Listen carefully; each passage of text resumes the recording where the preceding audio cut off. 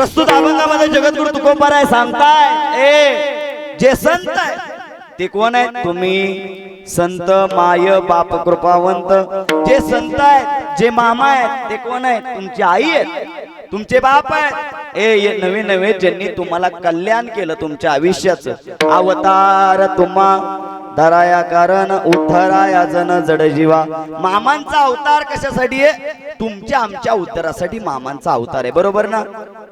बरोबर का? मामांचा अवतार तुमच्या आमच्या उद्धारासाठी आहे. महाराजांनी काय सांगितलं पुढं? महाराज म्हणले वाढावया सुख भक्ती भाव धर्म कुळाचार नाम विठोबाची. मामांनी आयुष्यभर देवाचं नाव घेतलं, पांडुरंग परमात्म्याचं नाव घेतलं, काशीच्या विश्वेश्वराचं नाव घेतलं आणि मामांनी सांगितलं वाढावया सुख भक्ती भाव धर्म कुळाचार नाम विठोबाचे. आणि मामा तुमच्या आमच्या आयुष्यामध्ये आले कशाप्रमाणे? तू का म्हणे गुण चंदनाचे अंगी आणि तैसे तुम्ही जगी संत जन. अवतार तुम्हा धराया कारण उद्धराया जन जड जीवा. विठ्ठल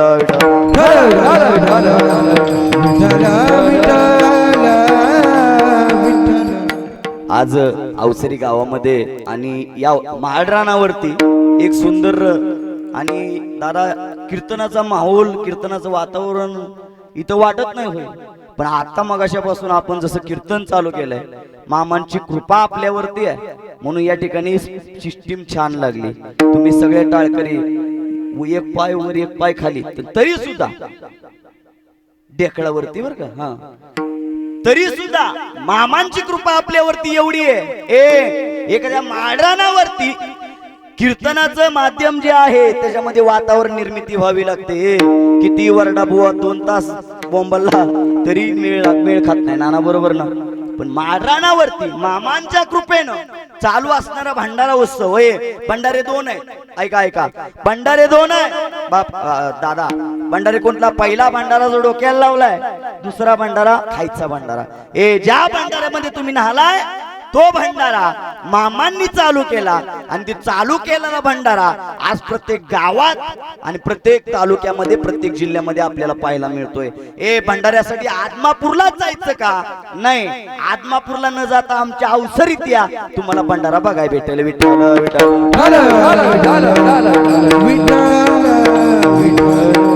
4 टन 300 किलो भंडारा होता मला सांगितलं. बरोबर ना? आणि एवढा भंडारा आपल्या गावामध्ये मोठा उत्सव मग शिरत पाहिला आणि गावाला द्यावे तेवढे धन्यवाद कमी आहेत. मामांचे आपल्यावरती किती उपकार आहेत मारुती बाबा? एवढे उपकार आहेत मामांचे आपल्यावरती. ज्या वेळेस सगळे संत होऊन गेले, 16व्या शतकात संत झाले, 17व्या शतकात संत झाले, 18व्या शतकात संत झाले, 1881 सालामध्ये तुमच्या आमच्या या महाराष्ट्र भूमीमध्ये एक संत जन्माला आले. त्यांचं नाव आहे बाळूमामा. बाळूमामाला जन्माला आल्यानंतर बर का दादा, बाळूमामा जन्माला आल्यानंतर आमची पोरं जन्माला आल्यानंतर आमच्या पोरांना सवय असतात चॉकलेट खायची, बिस्किट पुडा खायची, मॅगी खायची. पण आमच्या मामांची सवय काय होते जन्माला आल्यावर माहितीये? मामा दिवस उजाडला की एखाद्या बाबळीच्या झाडावरती जायचे, टोकाला बसायचे आणि तिथून देवाचं काय करायचे? नामचिंतन घ्यायचे. लोकांनी प्रश्न केला, मामा ऐका ना, का हो तुम्ही एवढ्या बाबळीच्या झाडावरती जाता, काटे टोचत नाहीत का अंगाला? बरं का महिला मंडळ, लक्ष देऊन ऐका. मी फक्त बाळूमामा सांगणार, माझ्याकडे कमी वेळ आहे म्हणून मी आधी विस्तार न करता पटकन माझ्या कीर्तनाला सुरुवात केली. मी मामांचा जन्म सांगायला सुरुवात केली, मामांनी काय केलं ते सांगायला सुरुवात केली. मामा बाबळीच्या झाडावरती जाऊन बसायचे आणि मामा तिथं जाऊन बसल्यानंतर हे लोकांनी प्रश्न केला, का हो मामा तुम्ही झाडावरती का जाऊन बसता? काट टोचत नाहीत का? सरपंच, काट टोचत नाहीत का? मामांनी सांगितलं, मी नेहमी कुठं राहतो? मी नेहमी कुठं राहतो? कळसाला राहतो, कळसाला. आणि कळसाला राहायची सवय मंदिराच्या वरती मला आहे. बाबळीचं झाड हे नेहमी उंच असतं आणि जसं बाबळीचं झाड उंच आहे तसं मी त्या कळसाच्या जवळ जातो आणि तिथं मी राहतो. असा बाळूमामांनी पहिला चमत्कार कुठं करून दाखवला? आदमापूर मध्ये आकोळ या ठिकाणी करून दाखवला. ऐकायला महिला मंडळ, पुरुष वर्ग, बाळूमामा कोण होते? आज आमच्या चुका किती असतील? नारदाच्या गादीवरती काल फोन आला, मामांची कृपा माझ्यावरती तर दादा लय आहे बरं का सुनील महाराज. नारदाच्या गादीवर महिला मंडळ, मामांची माझ्यावरची कृपा आहे का बरं का. मामांचा चमत्कार माझ्या बाबतीतला ऐका, मग मी पुढे कीर्तनाला सरकतो उपसरपंच बरं का. 4 महिन्यापूर्वी मामांचा जन्मोत्सव झाला आणि मला त्या दिवशी कीर्तन खरंच नव्हतं बरं का, खोटं नाही. नारदाच्या गादीवर काय सांगायचंय, कीर्तन मला त्या दिवशी पर्यंत नव्हतं. जन्माच्या आदल्या दिवशी मला फोन आला, कुमार महाराज आज होती इथं कीर्तन करायचंय. कशाचं? जन्माचं. जन्माचं कीर्तन बी माझ्याकडं. आणि काल डॉक्टर साहेबांचा फोन आला की महाराज भंडाऱ्याचं कीर्तन करायचंय. ह्याच्यापेक्षा बाळूमामांची कृपा काय पाहिजे. मामांना मागताना मी एकच मागतो, मामांना मागताना मी नेहमी एकच मागतो, मामा फक्त तुमची कृपा माझ्यावरती असू द्या, मला काही नको. मागण्यासाठी मी अजिबात नाही आणि मागायचं माझ्या ह्याच्यात नाही, कारण द्यायचं संतांनी लय दिलंय, एवढं दिलंय काही मागायचं नाही. म्हणून मामांनी माझ्यावरती कृपा केली आणि या भंडाऱ्यामध्ये मला कीर्तनाला उभं केलं. मामांची एवढी कृपा आहे, काहीतरी व्हावं, दुसरं कीर्तन कॅन्सल व्हावं, माझं कीर्तन हित व्हावं 2 किलोमीटर अंतरामध्ये, याला एक कृपाच लागते. ही कृपा संत कृपा झाली, इमारत पळाली, ही कृपा माझ्यावरती झाली. असे मामांचे खूप चमत्कार आहेत. ऐका ना, ऐका. अकोळ या ठिकाणी बाळूमामा मेंढ्या राखत होते. आता लक्ष देऊन ऐका. अकोळ या ठिकाणी बाळूमामा मेंढ्या राखतायत सरपंच. 300-400 मेंढ्या राखत असताना रानमाळे असं आपण बसलोय, असं रानमाळ आणि रानमाळावरती मेंढ्या राखत असताना बाळूमामांच्या मागे येऊन एक 7 फुटाचा साप बसला. काय साप? फडी काढून बसला, फडी. आणि फडी काढून बसल्यानंतर मामांना प्रश्न पडला, आता ह्यांचं करायचं काय. कारण जिथं मामा जातील तिथं साप पुढे यायचा, मागे यायचा, माग एवढा मागे यायचा सरपंच, एवढा मागे यायचा. जिथं मामा तिथं साप, जिथं मामा तिथं साप. 15 दिवस हाच विषय चालला. मामांच्या मागे नेहमी सापच. 400-500 मेंढर राखत असताना मामांच्या मागे साप यायचा. मामांचा दिनक्रमांक ठरलेला असल्याचं काय करायचे मामा, मेंढ्यांचं दूध काढायचे आणि एक वाटी भरून घ्यायचे आणि त्या सापाला ठेवायचे. ऐका ना, सापाला दूध पाजल्यानंतर साप त्याचे उपकार कधी विसरत नाही. पण आमच्या आयुष्यामध्ये अनेक लोकांनी उपकार केले, पण आम्ही उपकाराची जाण ठेवतो का? कुशाल नाही म्हणताय. विठ्ठल विठ्ठल सापाला दूध पाजलं, रोज सापाला दूध पाजलं आणि मामांचा दिनक्रम संपला. अकोळ या ठिकाणी मामा माघारी आले आणि आपल्या बहिणीला आवाज दिला, गंगूबाई. मामांच्या बहिणीचं नाव गंगूबाई, बरोबर का. गंगूबाईला आवाज दिला, गंगूबाई ऐक ना, माझ्यासोबत साप आलाय आणि त्या सापाला एकच काम करायचं आपण. काय काय रे बाळू, काय काम करायचं? काय नाही, हा साप आलाय, आता या सापाला आपल्या घरामधली खोली द्यायची, खोली, आणि त्या खोलीमध्ये त्या सापाला ठेवायचं. आणि येताना बाळूमामाने एक शिर्डी आणली होती, शिर्डी बरं का, बकरी नव्हती, शिर्डी. शिर्डी आणली आणि मामांनी आपल्या गंगूबाई बहिणीला सांगितलं, गंगूबाई रोज सकाळी उठायचं. कुणाला सांगितलं? मी पुढे जाऊन सांगणार आहे गंगूबाईला बरं का. गंगूबाईला सांगितलं, बाई रोज, पण दिवस झाल्यानंतर बोलायचं नाही, शिर्डीची धार काढायची, धार दूध काढायचं आणि ते दूध निघलेलं कुणाला ठेवायचं? त्या सापाला. एका खोलीमध्ये कोंडून ठेवलं होतं ना, त्याला कोंडून ठेवलं होतं, सापाला नेऊन ठेवायचं दूध. रोज दिनक्रम चालू झाला. 1 दिवस ठेवलं, 2 दिवस ठेवलं. मामा मेंढर राखण्यासाठी निघून गेले आणि आता शेवट महिलाच सकाळी उठल्या आणि सकाळी उठल्यानंतर दूध काढण्यासाठी हातामध्ये पदराच्या माग तांब्या लपवला महिला मंडळ बरं का. गंगूबाईंनी तांब्या लपवला आपल्या पदराच्या माग, तांब्या लपवला आणि शेजारीन बाई गंगूबाईला आवाज देऊ लागली, का ग गंगूबाई, रोज सकाळी उठतीन तांब्या घेऊन कुठं जाते? रोज सकाळी उठतीन तांब्या घेऊन कुठं जाते? आता गंगूबाईला काय सांगितलं होतं? रोज सकाळी उठायचं, पण कुणाला न बोलता धार काढायची, त्या भुजंगाला दूध ठेवायचं आणि मगच लोकांशी बोलायचं. आता बोलाव तरी बाळूची शपथ मोडते आणि नाही बोलाव तर शेजारीन रागाला जाते. शेजारीन जवळ आली आणि कंबरेला काय केलं, हा साडी असती ती साडी खवली कमरेला आणि साडी खवल्यानंतर गंगूबाईचा हात धरला, का ग गंगूबाई काय चुकलं का माझ्याकडं? काय चुकलं असले तर मला सांग. गंगूबाई म्हणल्या काय नाही चुकलं. मग तू माझ्याशी का बोलत नाही? प्रश्न पडला ना सरपंच, प्रश्न पडला. मग आता करायचं काय?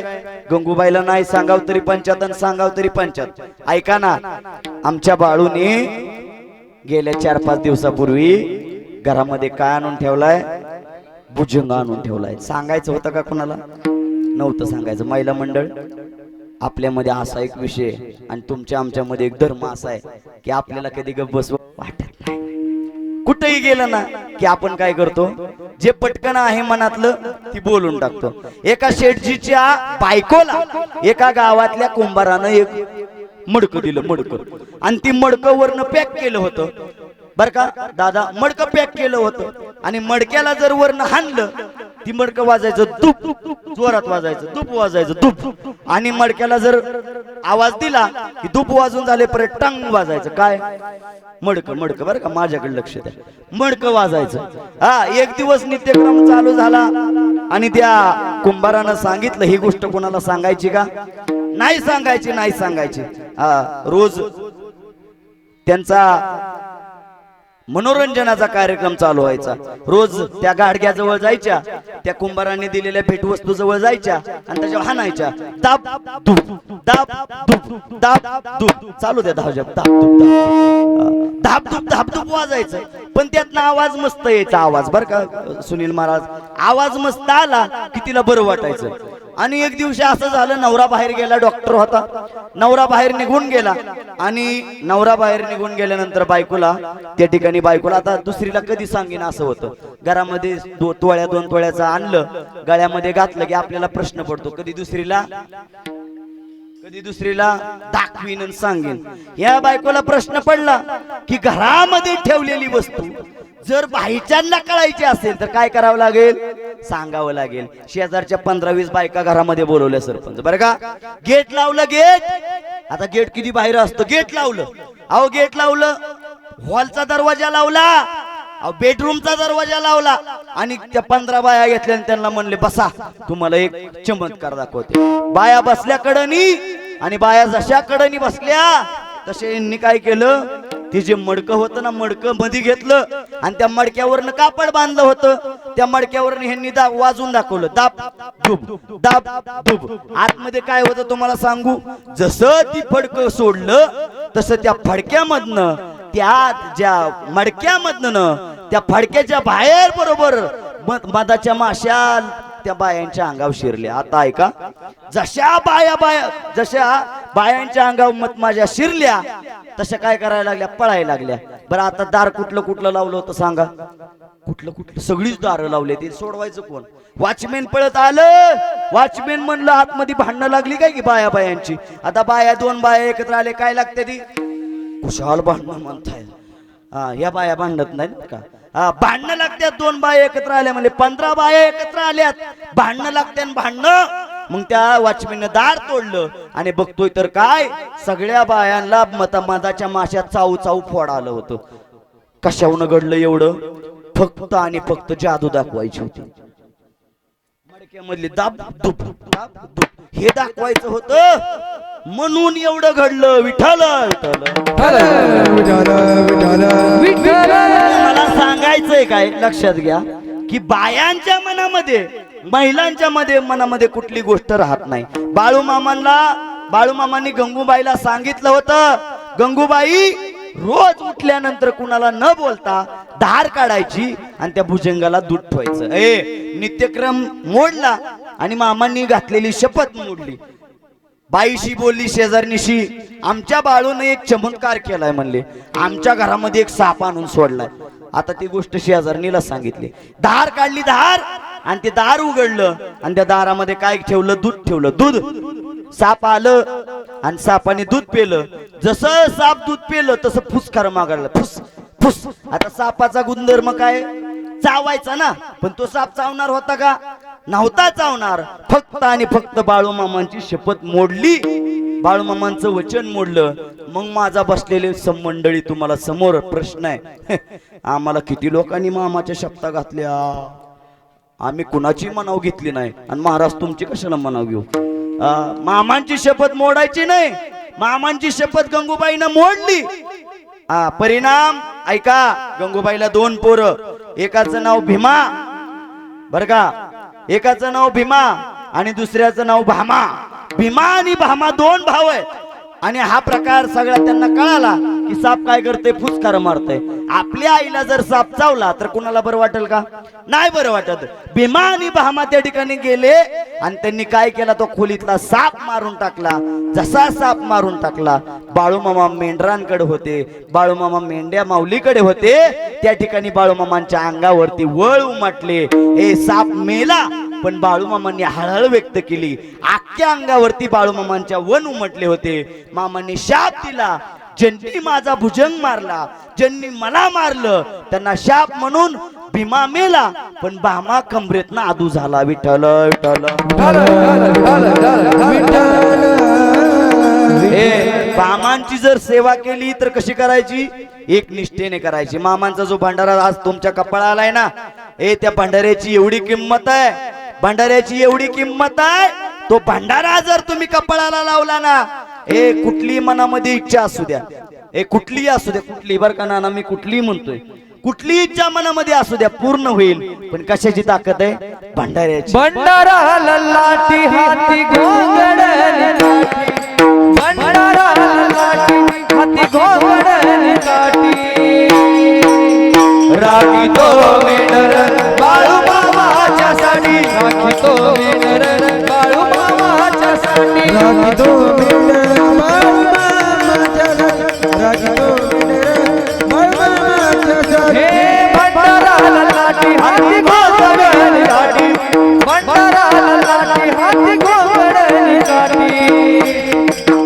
राखी तो मेंढर बाळूमामाच्या साठी, राखी तो मेंढर बाळूमामाच्या साठी, राखी तो मेंढर बाळूमामाच्या साठी. राखी तो मेंढर बाळूमामा. बोला बोला बाळूमामाच्या नावाने, बोला बोला बाळूमामाच्या नावाने, बोला बोला बाळूमामाच्या नावाने.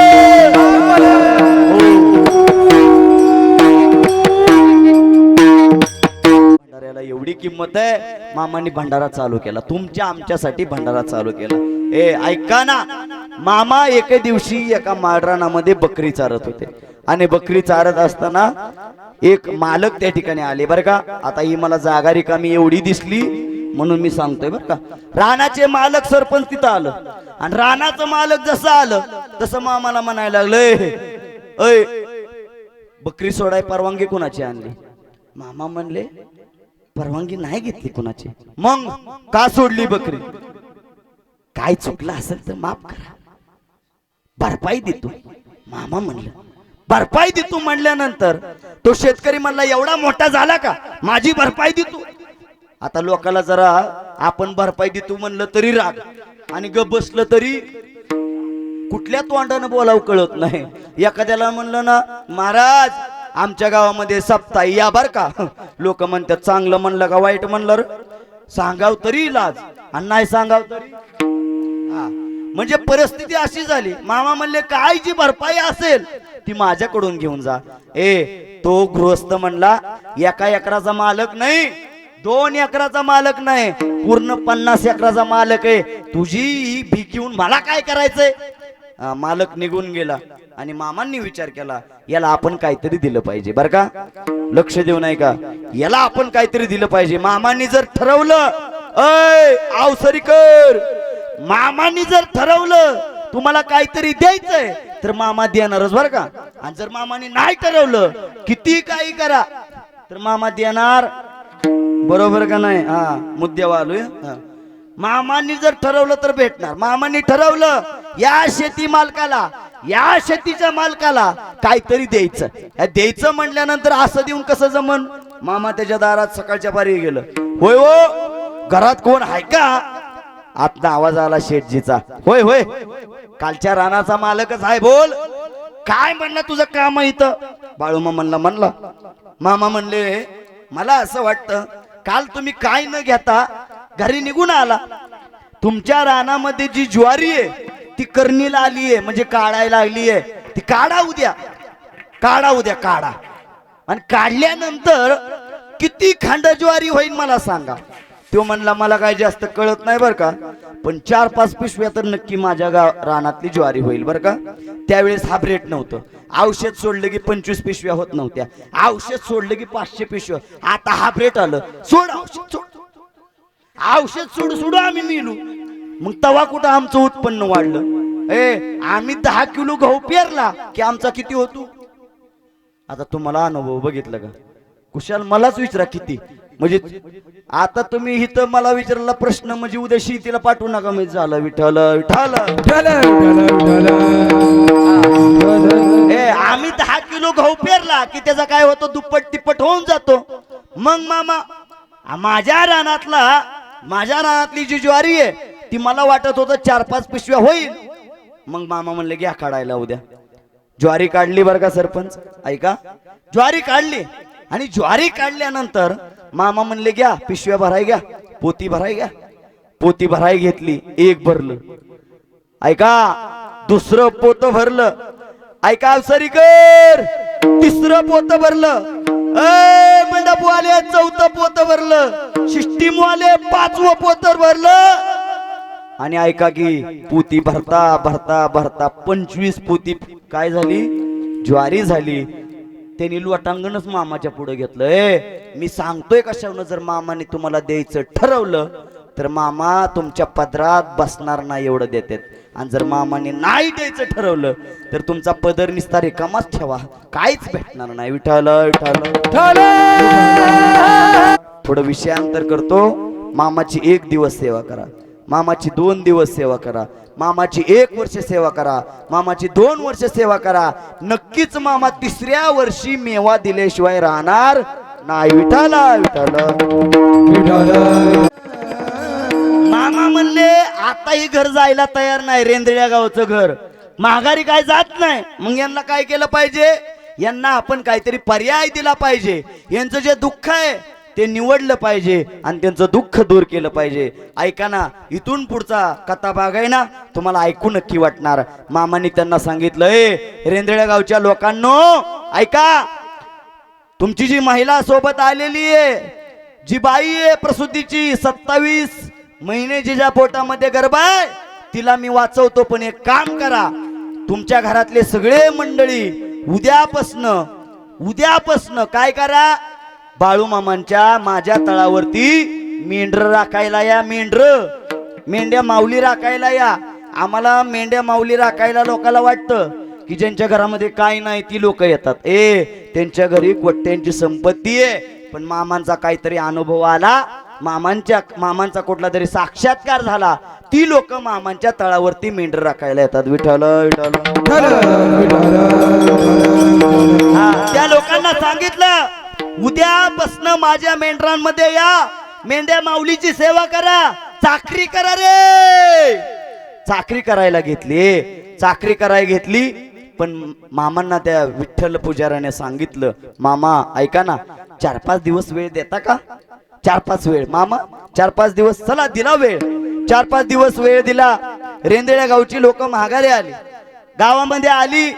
आणि गावामध्ये आल्यानंतर तो जो पुजारी होता तो आपल्या भावाला म्हणू लागला, दादा ऐक ना, बाळूमामाने एक उपाय सांगितलाय, मला उद्यापासून मेंढ्या माऊलीची सेवा करावी लागेल, मग मला तिथं जावं लागेल. त्या भावानं सांगितलं, माझ्या वहिनीपेक्षा मला काहीच महत्वाचं नाही, शेती सोडून द्या, माझी मेंढ्या माऊल्या सगळ्या सोडून द्या, आणि चला उद्यापासून मामांच्या तळावरती आपण काय करू, मेंढ्या राखू. सगळं घर त्या ठिकाणी मेंढ्या राखण्यासाठी आलंय. लक्ष द्या. मामा दरमजल करत आज या गावामध्ये उद्या त्या गावामध्ये मुक्काम मामांचा पडायचा. 4 महिने गेली, 5 महिने गेली, 6 महिने गेली.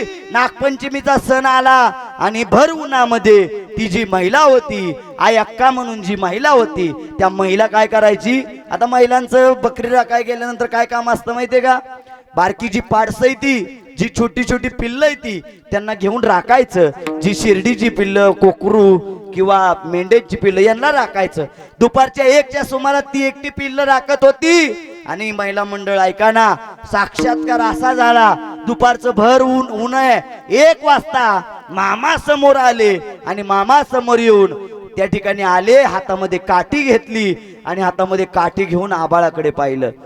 बाया, झाली बघ तू रिकामी, तुझी प्रसूती वेळे होईल, लवकर होईल असं म्हणून मामा त्या ठिकाणी अदृश्य झाले. इकडे बघते मायाक्का, तिकडे बघते मायाक्का, पण मामा कुठं दिसणार. प्रश्न पडला, मामा इथं आलते कधी, मामांनी आपल्याला आशीर्वाद दिला कधी. आशीर्वाद दिल्यानंतर त्या माईचं काय झालं, अंतःकरण भरून आलं. शेवट आई आहे, आईला जर आपल्या मुलाची इच्छा, इतक्या दिवस 27 महिने वाट बघते आई, मग मुलगा लवकर बाहेर यायचं म्हणले होते. आईला बरं वाटलं, आई म्हणली की आपला मुलगा लवकर बाहेर येणार आहे. आणि महिला मंडळ आहे का, बाळूमामा आकोळी या ठिकाणी पुन्हा माघारी आले. सगळ्या मेंढ्या माऊल्या माघारी आणल्या. ते घर रेंद्र्याचं घर माघारी आलं, विठ्ठल पुजाऱ्याचं माघारी आलं. आणि त्यांना श्रीफळ दिला, त्यांना भंडारा दिला, त्यांना प्रसाद दिला आणि त्यांना सांगितलं जावा तुम्ही आता, आणि तुमचं काम झाले. येत्या काही दिवसामध्ये तुमच्या घरामध्ये एक बाळ खेळल. बाळ 5 ऑगस्ट, लक्ष द्या तारीख सांगतो, 5 ऑगस्ट 1926 साली त्या महिलेला एक बाळ झालं. आणि ते मामांच्या आशीर्वादानं झालं, म्हणून त्याचं नाव बाळू ठेवलं. बोला बाळू मामाच्या नावानं. मामांनी आशीर्वाद दिला, पोरग झालं, बाळू नाव ठेवलं. मोठा नामकरण सोहळा ठेवला. आणि एक दिवस भर उन्हाचं मामा बरोबर 1 वाजता त्या दारामध्ये आले आणि विचारलं, का ग बाई काय झालं. मामा तुमच्या आशीर्वादानं पोरग झालं. काय नाव ठेवलं, बाळू नाव ठेवलं. पण मामा घरामध्ये या ना. नाही, या पोराला घेऊन तू कुठे ये, आकोळला ये, आकोळला आकोळला घेऊन ये म्हणल्यानंतर तिथून 10 दिवसांनी ते जे रेंदेळे गाव होतं त्या अक्क मामांच्या पायावरती गेलं. आणि त्या बाळू नावाचं पोरग जे होतं ते रोज मामांच्या कळपामध्ये मेंढ्या माऊली राखू लागलं, त्यांची सेवा करू लागलं.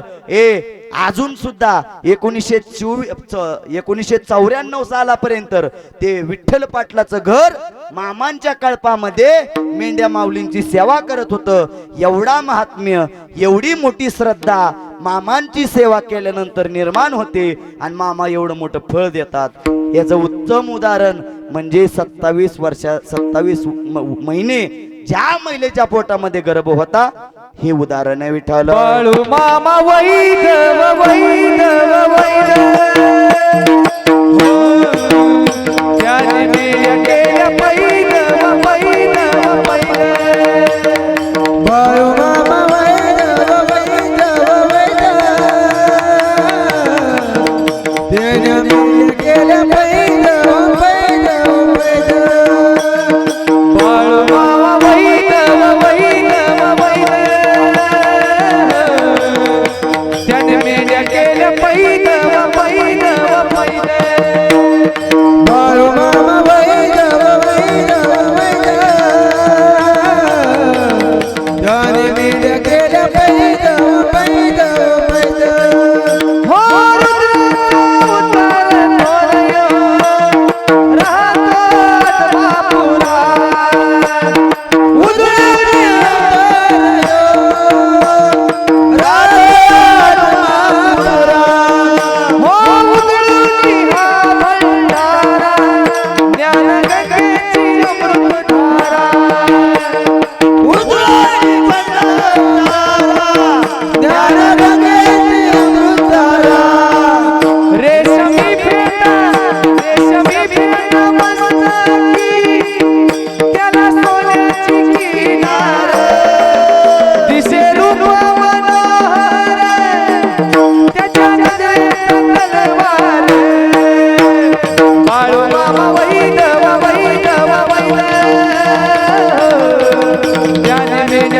पैदव पैदव पैदव.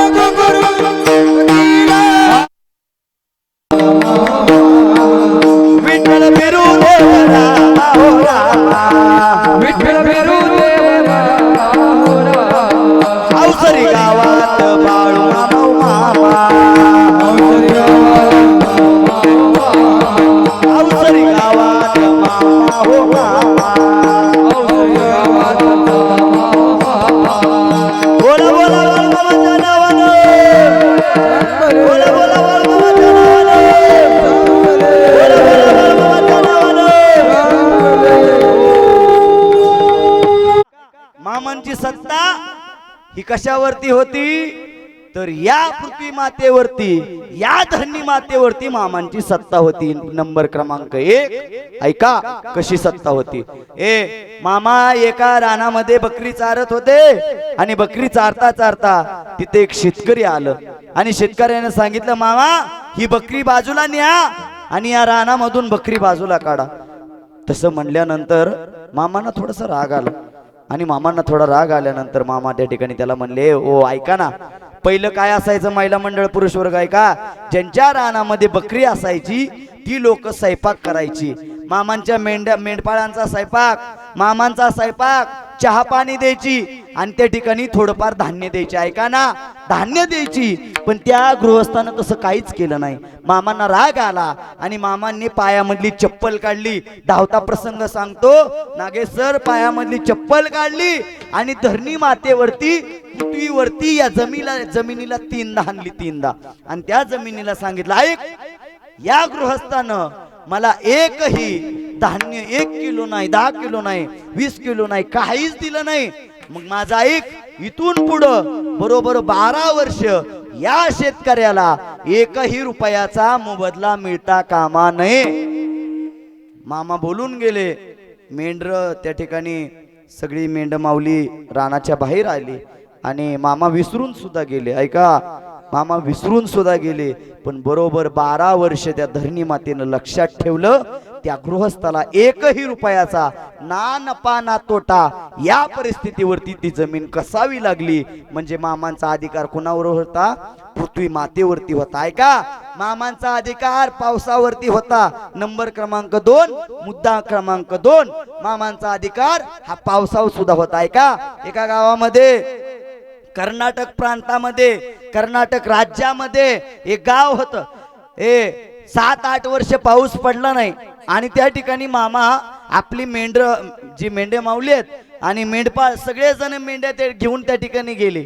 आणि त्या ठिकाणी गेल्यानंतर लोकांनी मामाला सांगितलं, मामा तुम्ही मेंढ्या माऊली जगवण्यासाठी, चारण्यासाठी आलाय खरं, पण माझी विनंती आहे. तिथल्या लोकांनी सांगितलं, मामा आमच्या गावामध्ये गेली 7-8 वर्षे पाऊस नाही. मग मामा तुम्ही असंच महागारी कसं जासाल? त्या लोकांनी मामांना एका खोलीमध्ये 3 दिवस बंद करून घेतलं. 3 दिवस बंद केल्यानंतर मामांनी त्या ठिकाणी प्रार्थना केली, देवाची आराधना केली. ऐका ना, मामांनी खोलीमधून बाहेर आवाज दिला आणि तिथल्या लोकांना सांगितलं मला त्या घरावरती उभं राहायचंय. मामा कौलारूच्या घरावरती उभे राहिले आणि दोन्ही हात आकाशाकडे केले. या ठिकाणी मला काय पाहिजे? पाऊस पाहिजे, पाऊस. आणि माझी या ठिकाणी विनंती आहे, माझं तुला सांगणं आहे पावसाला की पावसा, मेघराजा तुला इथं काय करावं लागेल? बरसावं लागेल. माझ्या मामानं सांगितल्यानंतर तो पाऊस क्षणार्धात पुढल्या 1 तासामध्ये धो धो कोसळला. एवढा मोठा अधिकार, एवढी मोठी सत्ता मामांची लागली याचा हुल ग, उमटला पाऊल ग, लागली याचा हुल ग, हे लागली याचा हुल ग, उमटला पाऊल ग. मामा तुम्ही येणं केलं हो, मामा तुम्ही येणं केलं हो. बोला बोला बाळू मामाच्या नावाने, बोला बोला बाळू मामाच्या नावाने. आहो मामा तुमच्या येण्यानं या उसरी गावचं सोनं झालं. तुमच्या येण्यानं जीवनात सोनं झालं. तुमच्या येण्यानं जीवनात सोनं झालं, तुमच्या येण्यानं जीवनात सोनं झालं, तुमच्या येण्यानं जीवनात सोनं झालं. तुमच्या येण्यानं जीवनात सोनं झालं. तुमच्या येण्यानं जीवनात सोनं झालं, तुमच्या येण्यानं जीवनात सोनं झालं.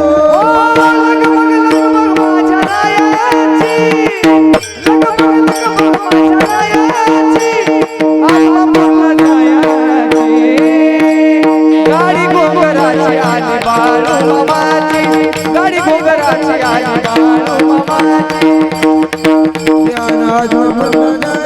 गाडी करायची आणि माझ्या हे करून तयारी बाई बांधलं गाठोड, गणपती बाप्पा गाडी हाकतोय पुढं. गणपती बाप्पा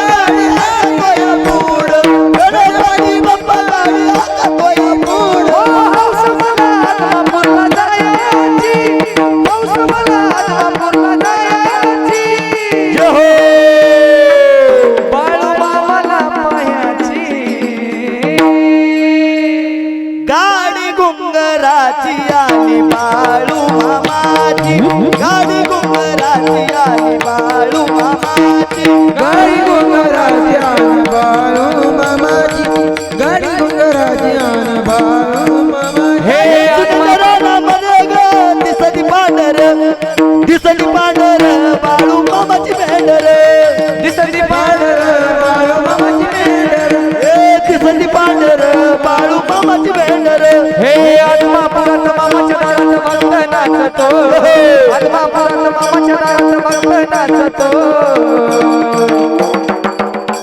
ज्यांना ज्यांना उठून नाचायची इच्छा आहे लहान लहान तुम्ही नाचू शकता महाराजांची परवानगी आली मग ओके हा नाचा डीजे पुढे नाचण्यापेक्षा बाळ मामाच्या दरबारात नाचायला होणार उठा लहान मुलांना हे आत्मापुरात मामाच्या दारात भक्त नाचतो आत्मापुरात मामाच्या दारात भक्त नाचतो भक्त झांज ढोल वाजतो मामाचा छबिला गाजतो झांज ढोल वाजतो मामाचा छबिला गाजतो मामाचा छबिला गाजतो झांज ढोल वाजतो मामाचा छबिला गाजतो ढोल गाजतो मामाचा छबिला गाजतो हे गुलाबी गुलाबी गुलाबी मामाचा फेटा गुलाबी गुलाबी मामाचा फेटा गुलाबी गुलाबी मामाचा फेटा गुलाबी गुलाबी मामाचा बेटा हाती काठी बाई गोंगड हाती काठी बाई गोंगड धनगर मोठा हाती काठी बाई गोंगड धनगर मोठा गुलाबी गुलाबी मामाचा बेटा गुलाबी गुलाबी मामाचा फेटा गुलाबी गुलाबी मामाचा फेटा गुलाबी गुलाबी मामाचा फेटा मामाचा बेटा मामाचा बेटा हो ऐका सांगितले ऐका मामांची सत्ता ही कशावरती होती धरणी मातेवरती होते झालंय माझं कीर्तन शेवटचे 2 मुद्दे ऐका आणि कीर्तनाला मी पूर्ण विराम देणार माझं ज्ञानेश्वर माऊली भजन झालंय पुढलं फक्त तुकाराम तुकाराम भजन राहिले पण शेवटचे मला 5 मिनिटं द्या मामांची सत्ता ही धरणी मातेवरती होती मामांची सत्ता ही पावसावरती होती महाराज आम्हाला सांगा ना मामांची सत्ता आणखी कशावरती होती मामांची सत्ता ही अग्निदेवावरती होती ऐका ना एके ठिकाणी एका गावामध्ये गुऱ्हाळ पेटवण्यात आलं उन्हाचे दिवस आहेत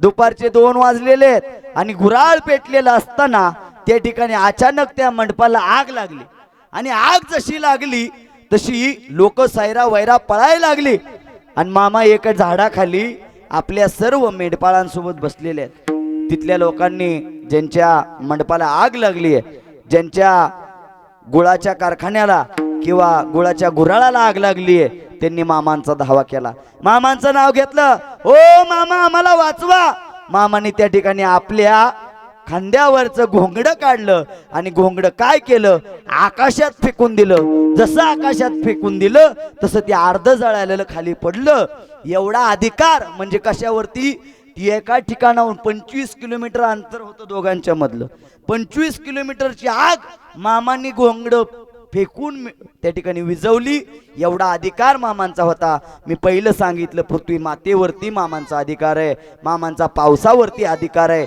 मामांचा अग्निदेवावरती अधिकार आहे मग मामांचा वाऱ्यावर अधिकार नाही का ऐका मामांचा वाऱ्यावरती कसा अधिकार आहे त्या ठिकाणी बाळूमामांच्या आदमापूरच्या शेजारी सगळ्यांना माहिती आहे की त्या ठिकाणी एक खांब आहे आणि त्या खांबाला काय करावं लागते लोकाला मिठी मारावं लागती मेदके ते गाव आहे आणि त्या गावामध्ये मोठी पंगत बसली 1000-2000 माणसं त्या ठिकाणी जेवणासाठी बसली भंडारा उत्सव चालू आहे आणि भंडारा उत्सवामध्ये लोक जेवतायत आणि लोक जेवत असताना आपापल्या पत्रावळ्या उचलायची आणि त्रिवेदी म्हणून तिथे एक नदी आहे बरोबर ना अकोलच्या बाजूला तिथं त्या मेतक्याच्या शेजारी त्रिवेदी म्हणून नदी आहे आणि त्या नदीच्या बाजूला त्या पत्रावळ्या पडलेल्या आहेत आणि पडलेल्या पत्रावळ्या त्याच्यावरती मुंग्या त्याच्यावरती माश्या त्यावरती किडे त्यावरती कुत्रे वगैरे येऊन काय करतात खरकट खातायत त्या ठिकाणी इंग्रज अधिकारी आले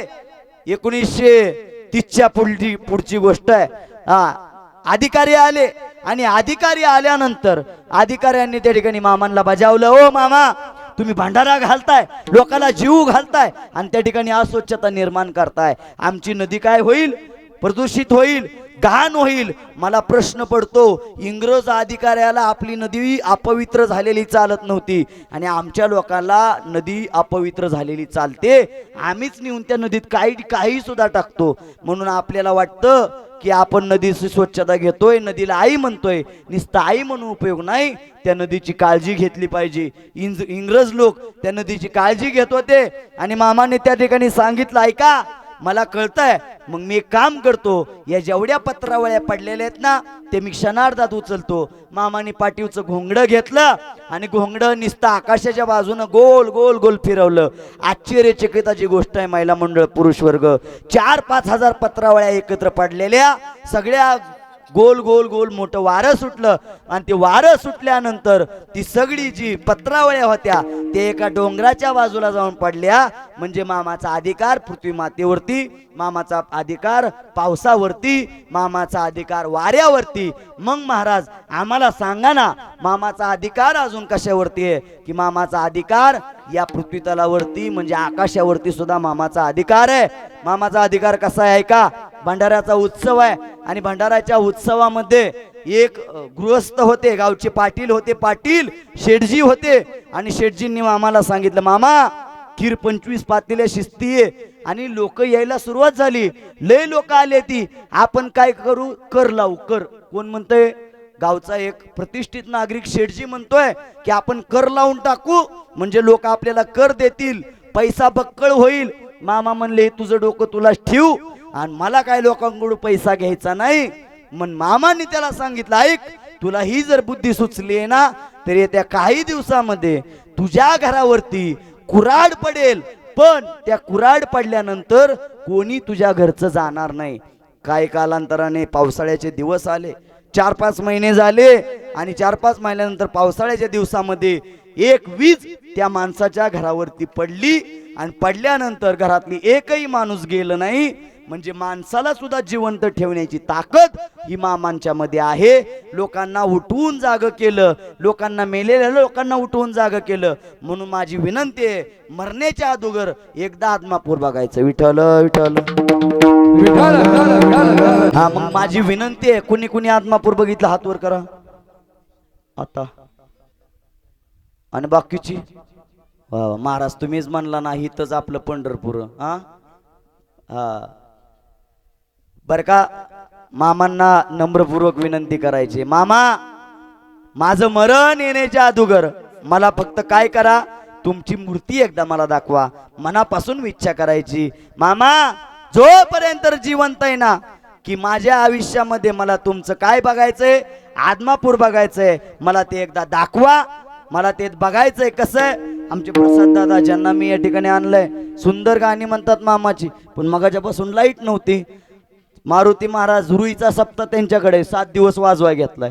आज तिकडे दुसरा गडी लावला आणि कुमार महाराज तुमच्यासाठी काय पण, मग त्यांनी काय पण केलं पण लाईटच गेली, म्हणून त्यांनाही धन्यवाद.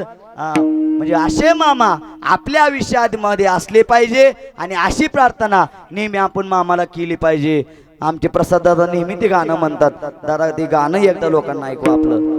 आणि माझं मरण येण्याआधी मला बाळू मामा दावा, माझं मरण येण्याआधी मला बाळू मामा दावा, माझं मरण येण्याआधी मला बाळू मामा दावा, माझं मरण येण्याआधी मला बाळू मामा दावा. आल्या जन्मी योग यावा, एक शब्द करावा, आल्या जन्मी योग यावा, एक शब्द करावा. बोला बोला बोला मामाच्या नावाने. माझं मरण येण्याआधी मला बाळू मामा दावा, माझं मरण येण्याआधी मला बाळू मामा दावा, माझं मरण येण्याआधी मला बाळू मामा दावा, माझं मरण येण्याआधी मला बाळू मामा दावा, माझं मरण येण्याआधी मला बाळू मामा दावा, येण्याआधी मला बाळू मामा दावा. हो